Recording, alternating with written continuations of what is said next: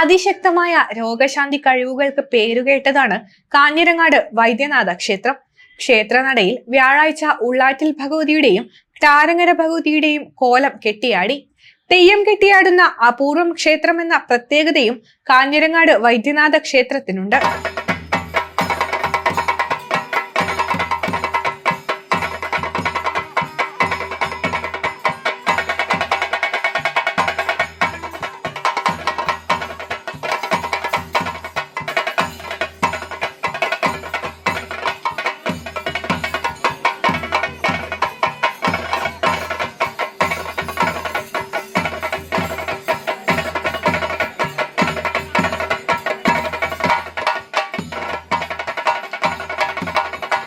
വൈദ്യനാഥനായി പരമശിവൻ ആയുരാരോഗ്യ സൗഖ്യമരുളുന്ന ക്ഷേത്രത്തിലെ ആലിനും കാഞ്ഞിരമരത്തിനും ദിവ്യസിദ്ധിയുണ്ടെന്നാണ് വിശ്വാസം. കണ്ണൂർ ജില്ലയിൽ തളിപ്പറമ്പിന് സമീപം സ്ഥിതി ചെയ്യുന്ന കാഞ്ഞിരങ്ങാട് ക്ഷേത്രം ആയിരക്കണക്കിന് വിശ്വാസികളുടെ ആശ്രയ കേന്ദ്രമാണ്.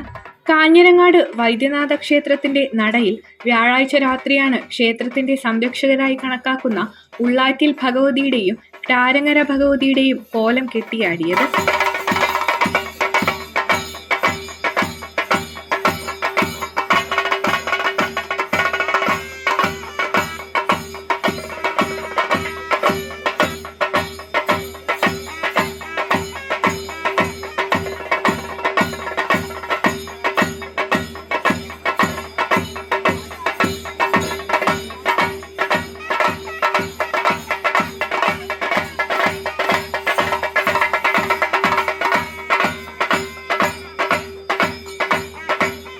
ഉള്ളാറ്റിൽ ഭഗവതിയുടെയും ടാരങ്ങര ഭഗവതിയുടെയും കാവുകളിൽ കലശത്തോടെയാണ് തെയ്യത്തിന്റെ ചടങ്ങുകൾ ആരംഭിച്ചത്. അമ്മ മാടക്കാവിൽ അമ്മയാണ് ശരിക്കും. ഇവിടെ എത്തുമ്പോൾ അതിൻ്റെ പേര് മാറ്റുന്നതാണ്. അപ്പോൾ ഇങ്ങനെ ഒരു വഴിക്ക് ഇങ്ങനെ വരുന്നതാണ്. അത്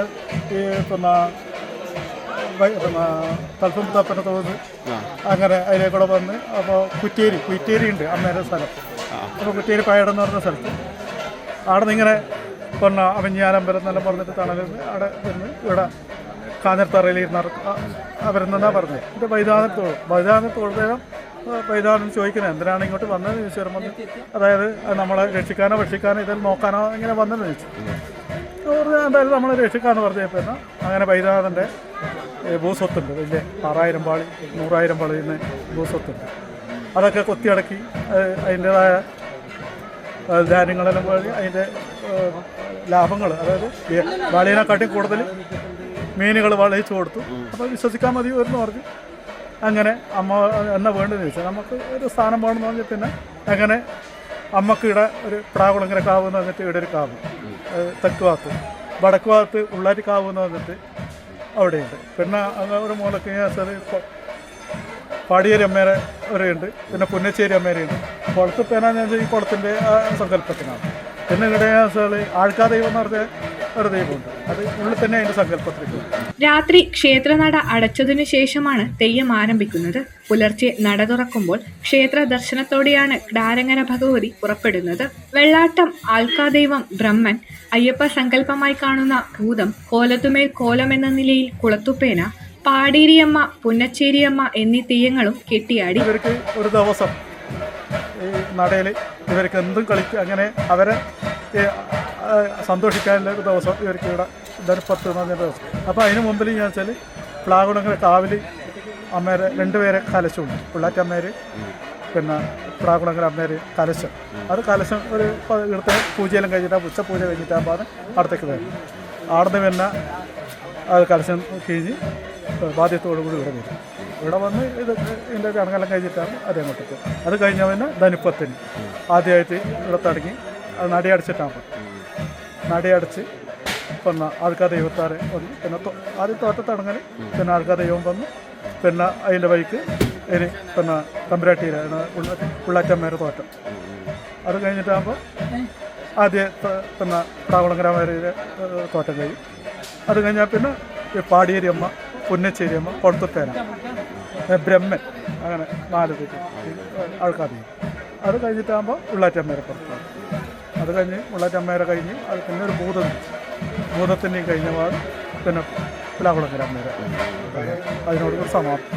ഇവിടെ നടയ കളിയാട്ടം എന്നാ പറയല്, നടയ കളിയാട്ടം. മറ്റേ പിന്നെ കളരിവാതുക്കല് അങ്ങനെയുണ്ട്. പിന്നെ മടക്കാവില് ശിവക്ഷേത്രത്തെ അങ്ങനെ വേറെ ഒരു എൻ്റെ അറിവിൽ എവിടെയും അങ്ങനെയുള്ള അടുത്ത് കഴിക്കുന്നില്ല. ഇല്ല, ഇപ്പം ഇവിടെ മാത്രമാണ് കഴിക്കുന്നത്. ഈ പ്ലാക്കുളങ്ങര ഭഗവതി എന്ന് പറയുന്നത്